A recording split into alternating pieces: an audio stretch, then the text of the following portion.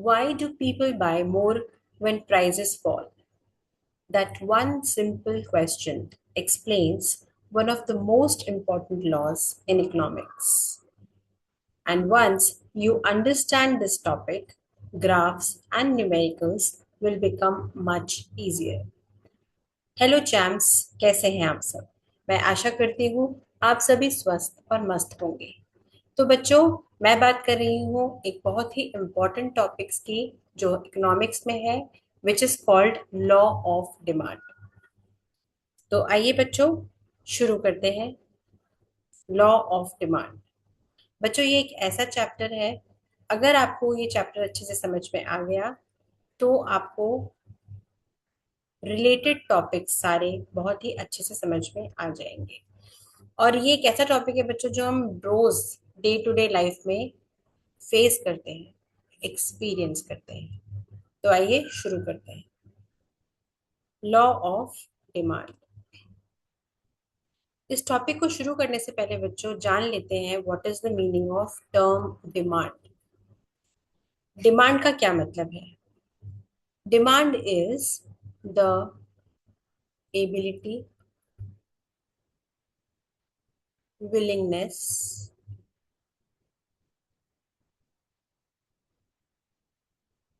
before ability there is should be a desire. So the desire, ability, willingness to buy a commodity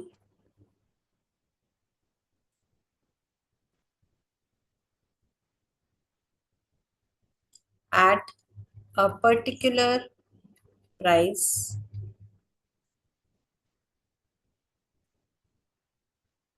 during a given period of time.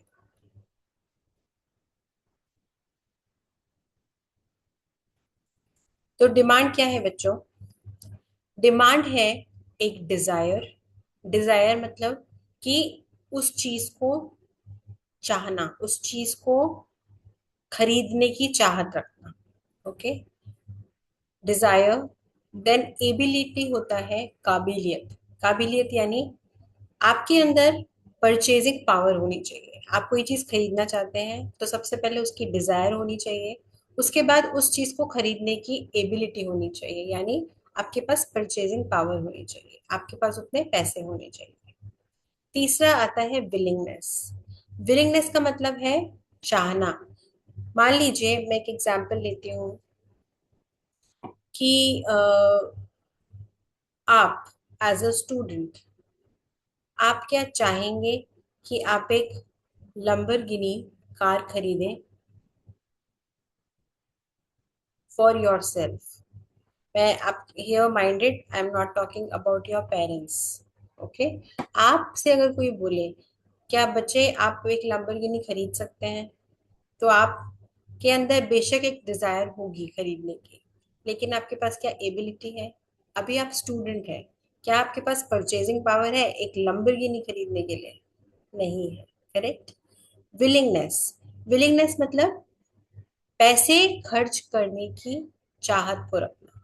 कोई चीज आप खरीदना चाहते हैं तो कई बार ऐसा होता है कि मुझे लग रहा है वो चीज बहुत महंगी है, तो मैं मेरी विलिंगनेस नहीं है कि मैं नहीं खरीदूंगी। बेशक मेरी डिजायर है, मेरे पास एबिलिटी है, मैं खरीद सकती हूँ, लेकिन मुझे लग रहा है वो चीज महंगी है, तो मेरे अंदर विलिंगनेस नहीं है। Okay, willingness to buy a commodity at a particular price. एक प्राइस पर खरीदने की विलिंगनेस है या नहीं, price during a given period of time, उसे बोलते हैं बच्चों डिमांड। ओके, चलिए आइए एक और एग्जांपल देकर मैं आपको समझाती हूँ। मान लीजिए अभी during the war between Iran and US, क्या हुआ बच्चों इस टाइम पे? इसका असर ग्लोबली पूरी दुनिया पे पड़ा, specially in the gulf countries. Correct. Gulf countries like UAE, Qatar and etcetera. Okay, तो बच्चों आपको पता होगा शायद कि जो गोल्ड है वो बोला जाता है कि गल्फ कंट्रीज में वीजा वी इंडिया सस्ता मिलता है। ओके। लेकिन ड्यूरिंग द वॉर, जब वॉर स्टार्ट हुई थी, उस टाइम पर गोल्ड के प्राइस बहुत हाई थे। Okay. Gold price was touching the sky. But जैसे ही वॉर शुरू हुई, वॉर को थोड़े दिन बीते, तो ग्लोबल इकोनॉमी में ऐसा डाउनफॉल आया कि हमारे गोल्ड प्राइस जो थे वो फॉल हो गए। ओके। डिक्रीज हो गए। तो उस टाइम पे, उस पीरियड ऑफ टाइम पे, मान लीजिए एक है मिस्टर एक्स। ओके।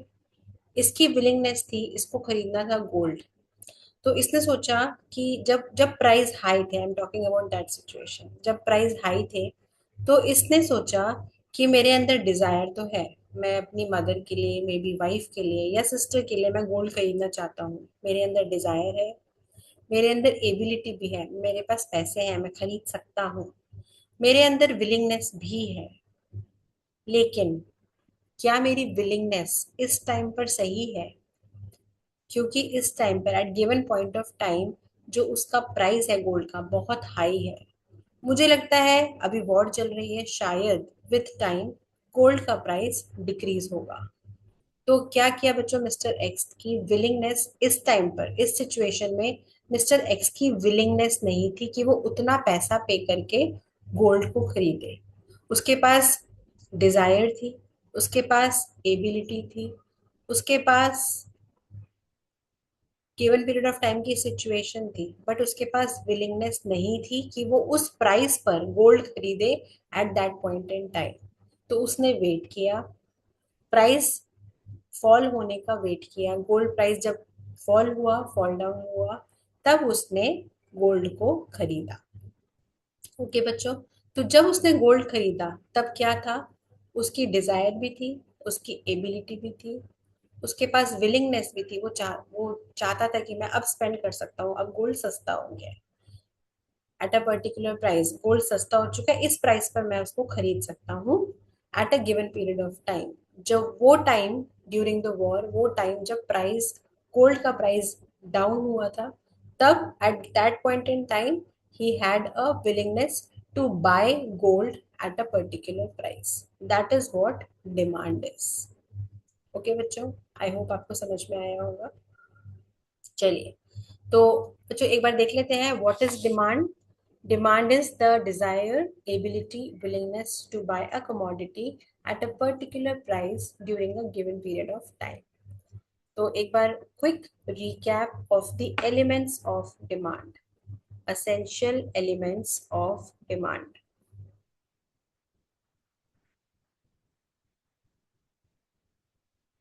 क्या है essential elements of demand?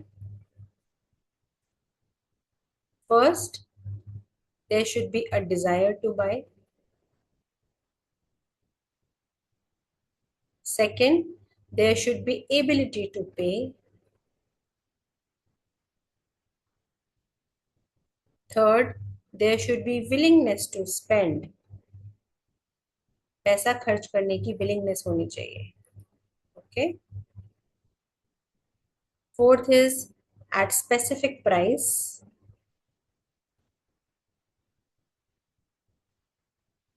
And fifth is at specific period of time।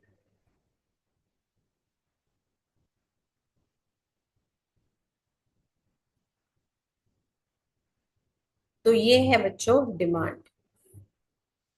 What is demand? Demand is a desire to buy, ability to pay, willingness to spend a commodity at a particular price at a specific period of time। Okay, I hope this is clear to you। Okay champs, आगे बढ़ते हैं। अब बात करते हैं हम law of demand. अब मुझे पता चल गया है कि डिमांड क्या है, तो अब ये जान लेते हैं कि लॉ ऑफ डिमांड क्या है, लॉ का क्या कानून है, क्या लॉ है। तो बच्चों, लॉ ऑफ डिमांड क्या है? लॉ ऑफ डिमांड ये बोलता है कि जैसे जैसे किसी भी कमोडिटी का प्राइस बढ़ेगा, आप बताइए, जब आपकी किसी कमोडिटी का प्राइस बढ़ता है तो आप उसको ज्यादा खरीदना चाहेंगे या कम खरीदना चाहेंगे? ऑफ कोर्स आप कम खरीदना चाहेंगे। तो जैसे ही किसी कमोडिटी का प्राइस बढ़ता है, उसकी quantity demanded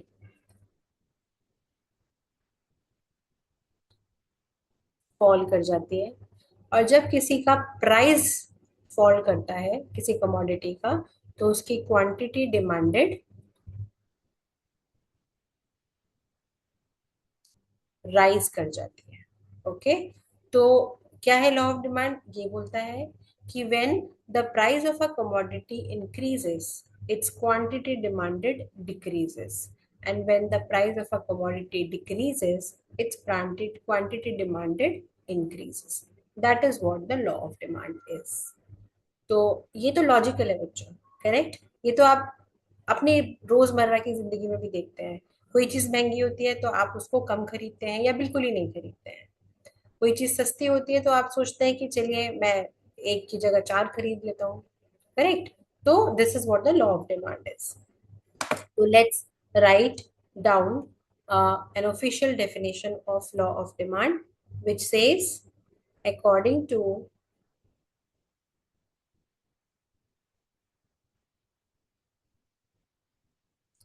the law,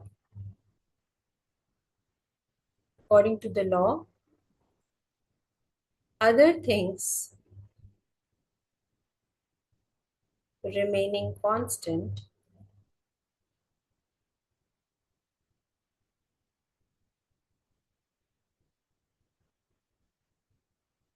quantity demanded of a commodity rises when its price falls, and falls when its price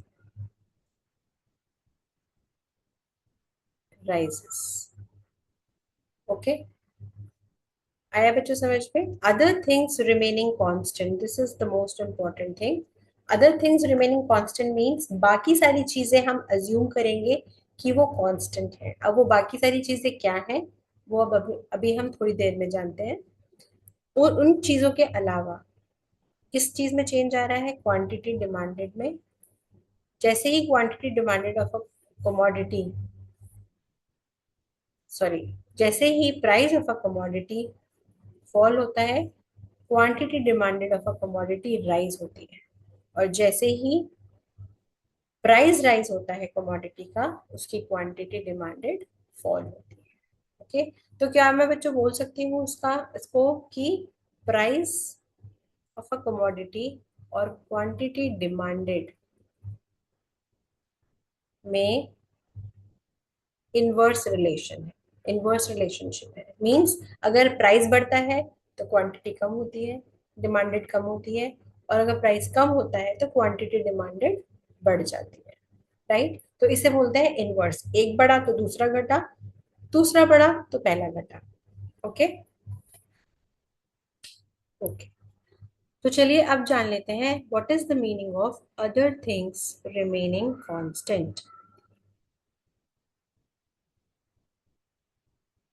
अब इसमें कौन सी चीजें हैं जो कांस्टेंट हम अज्यूम करते हैं, and that takes us to the other factors.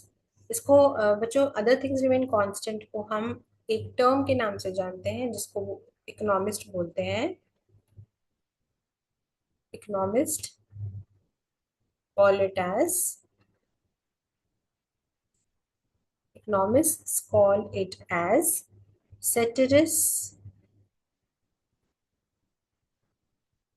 paribus। Okay. इसको सेटेरिस पैरिबस बोलते हैं, जिसका मतलब होता है, इसका मीनिंग होता है बच्चों, ऑल फैक्टर्स रिमेन अनचेंज्ड।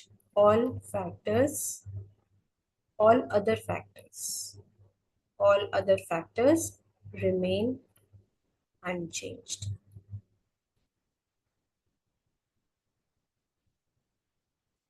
तो अदर थिंग्स रिमेन कांस्टेंट का इकोनॉमिक टर्म है सेट्रिस पैरिबस, जिसका मीनिंग है ऑल अदर। अदर क्या है बच्चों यहाँ पे? Other than price and quantity demanded. Apart from these two factors, other factors remain unchanged. उसमें कोई चेंज नहीं है, हम ये एज्यूम करके चलते हैं। अब वो क्या चीजें हैं उसके बारे में हम जानते हैं।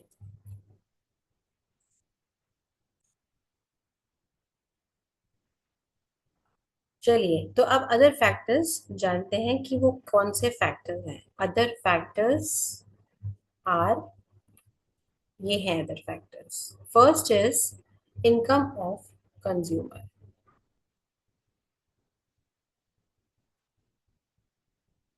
बच्चों, फर्स्ट फैक्टर है जिसको हम ये एज्यूम करते हैं कि इनकम ऑफ कंज्यूमर में कोई चेंज नहीं है।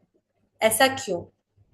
देखिए बच्चों, अगर मान लीजिए हम बात कर रहे हैं लॉ ऑफ डिमांड की, जिसमें प्राइस बढ़ा, सॉरी, जिसमें प्राइस बढ़ा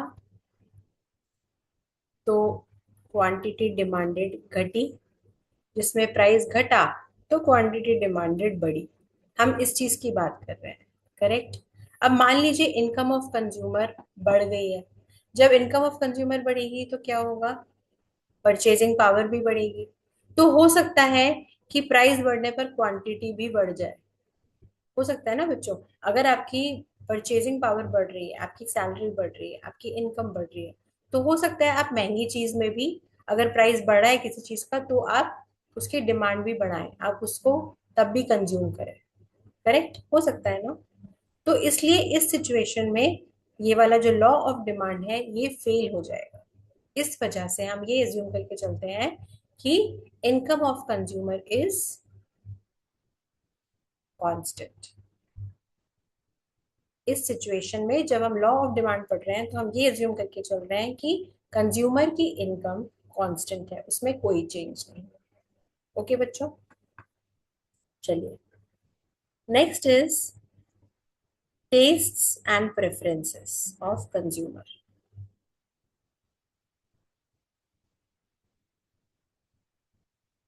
प्रेफरेंसेस ऑफ कंज्यूमर,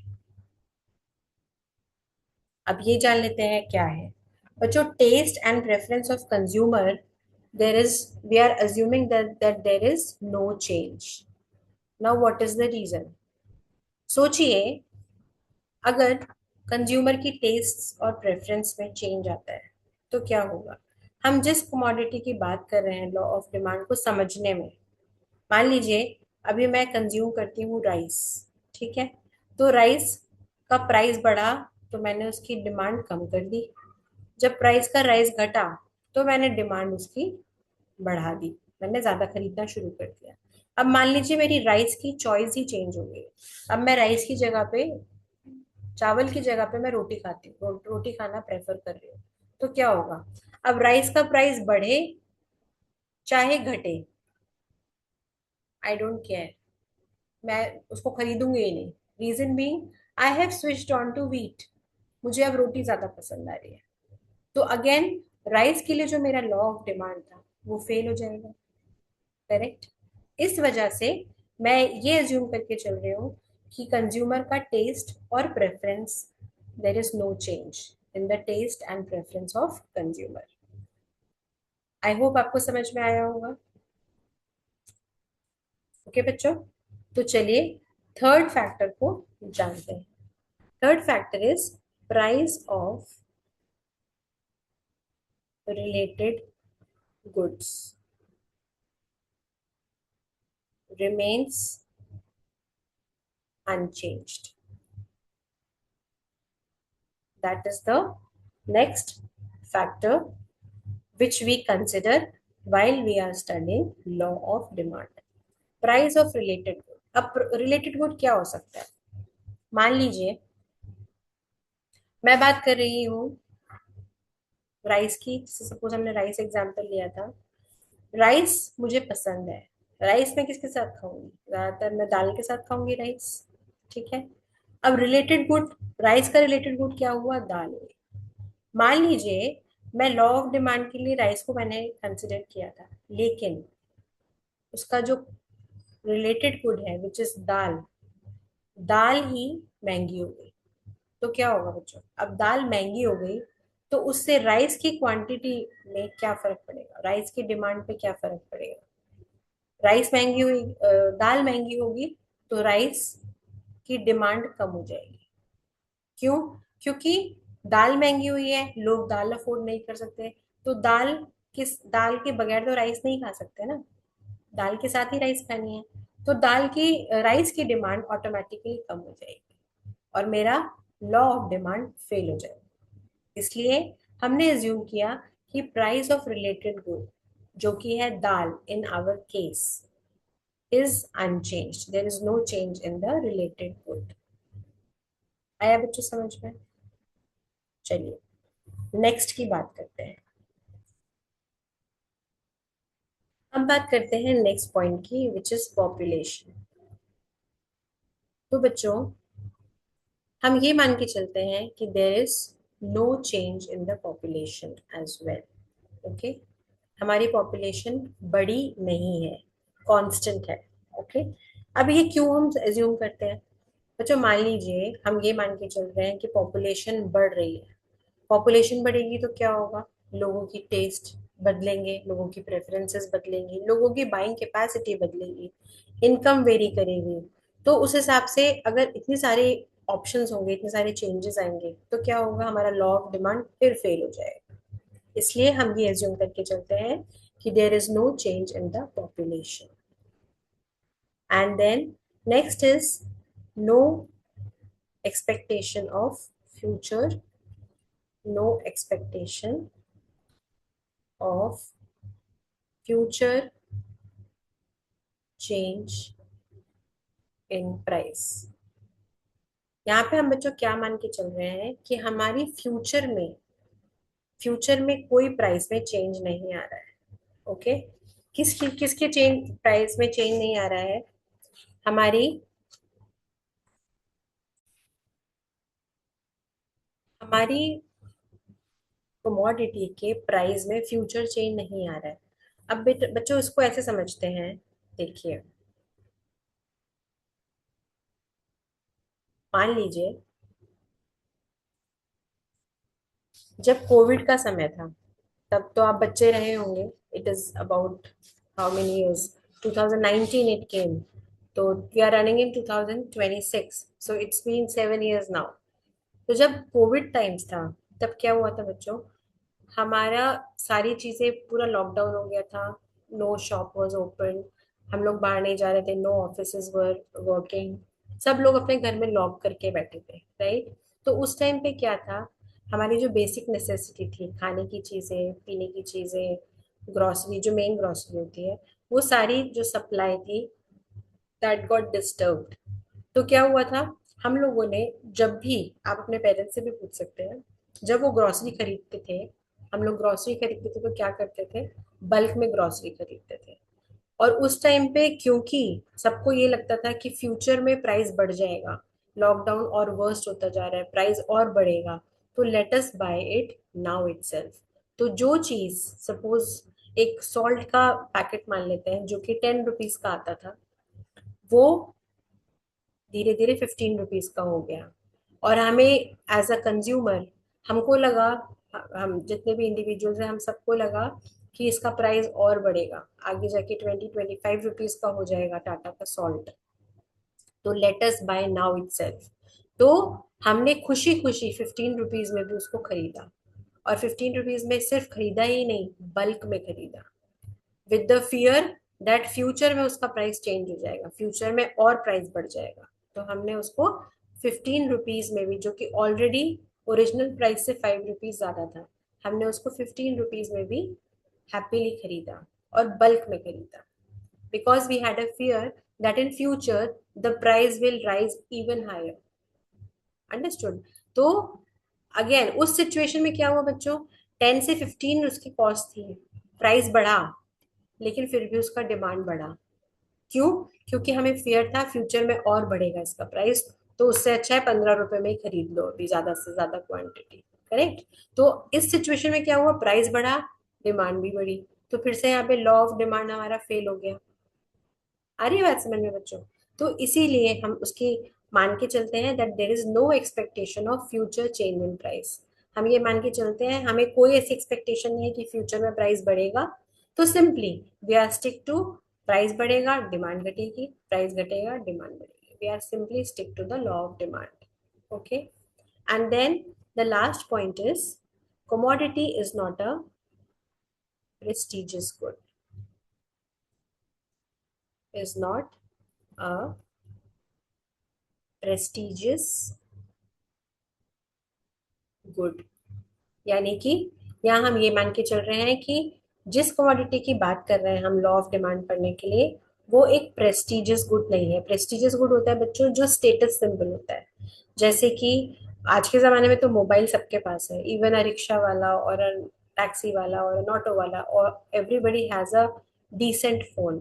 बट आज के जमाने में इनफैक्ट एप्पल फोन भी अगर मैं बोलूँ तो that also is no no more a prestigious good.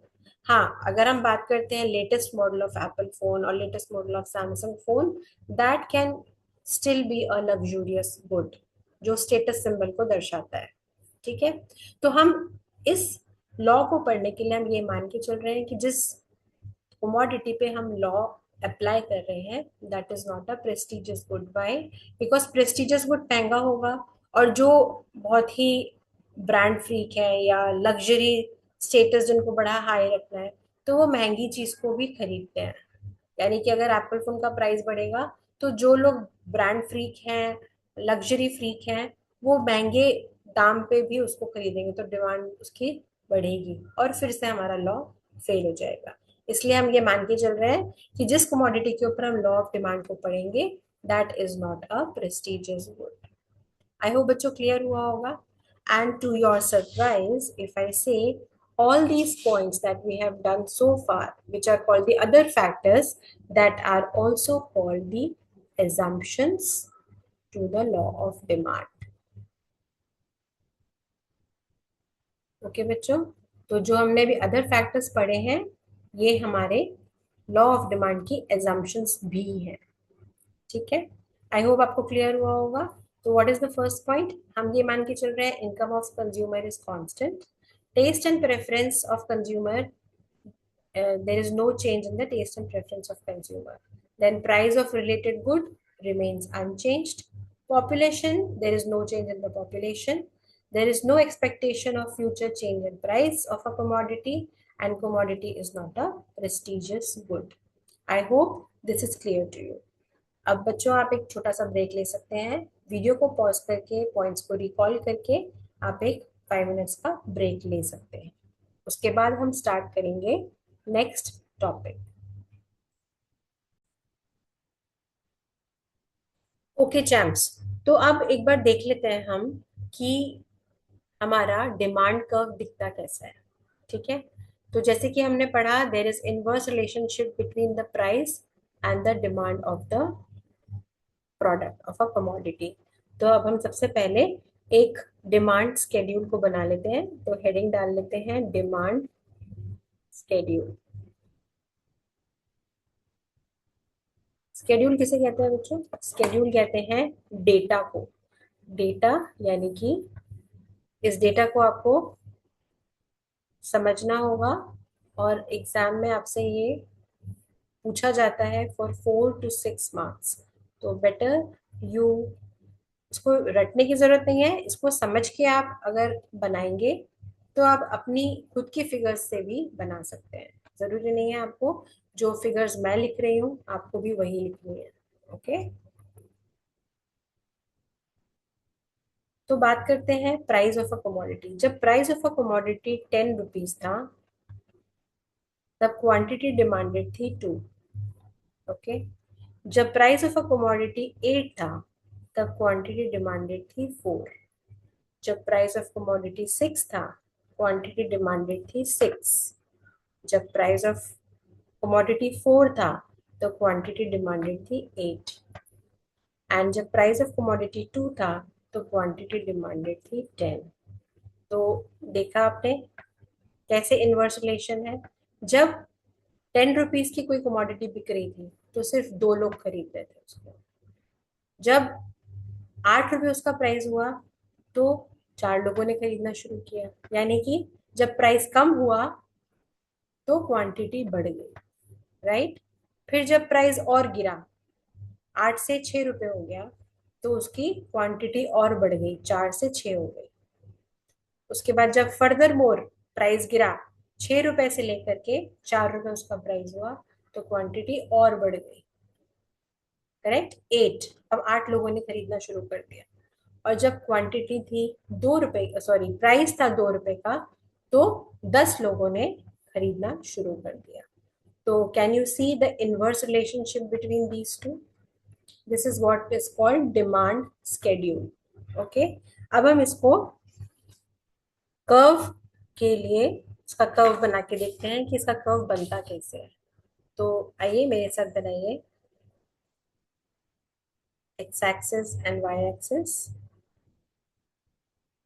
अच्छा बच्चों, एक और इम्पोर्टेंट टिप, जब भी आप कोई ग्राफ बनाएंगे, you have to label it properly. You have to write scale, आपने एक्स एक्सिस पे क्या एज्यूम किया है, वाई एक्सिस पे क्या एज्यूम किया है, ओके, कितने यूनिट्स का एज्यूम किया है, all that you have to show it in your graph.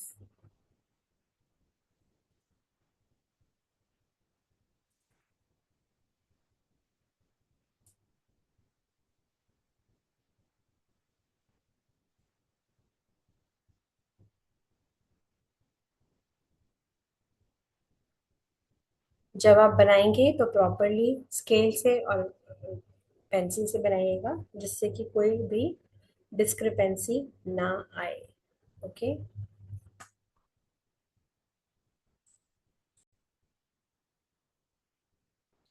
तो बच्चों, हमने क्या एज्यूम किया है यहाँ पे, एक्स एक्सिस पे we have assume the quantity demanded,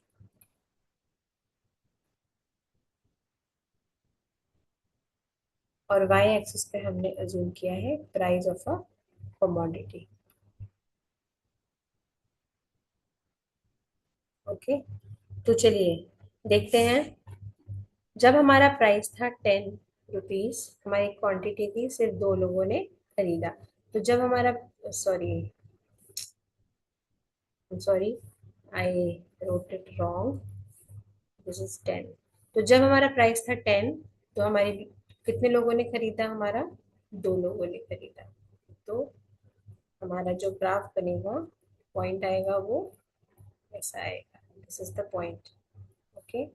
then जब हमारा 8 रुपए प्राइस था तो 4 लोगों ने खरीदा, 8 रुपए प्राइस था तो 4 लोगों ने खरीदा।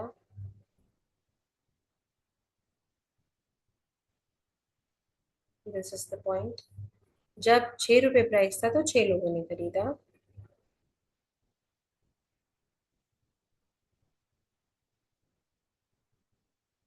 जब 4 रुपए का प्राइस था तो 8 लोगों ने खरीदा।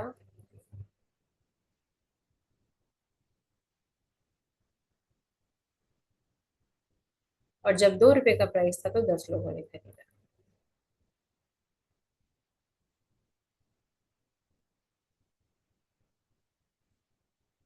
ठीक है। तो बच्चों, ये जो हमारा डिमांड कर्व है, this is a straight line. आप इसको with the help of scale and a pencil बनाइएगा।